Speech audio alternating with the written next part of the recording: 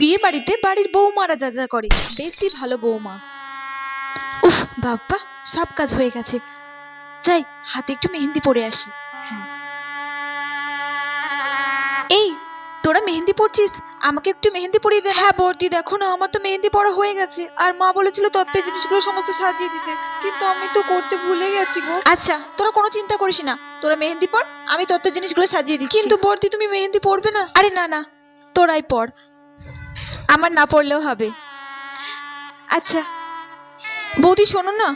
হ্যাঁ বল। বিয়েতে তো একটা বাস যাচ্ছে আর একটা কার যাচ্ছে। মা তোমাকে বললে যে বাসে করে যেতে, তোমাকে কারে করে প্লিজ। আমি কারে করে যাব। আচ্ছা ঠিক আছে, আমি বাসে করে যাব, তুই কারে করে যাস। থ্যাংক ইউ বৌদি।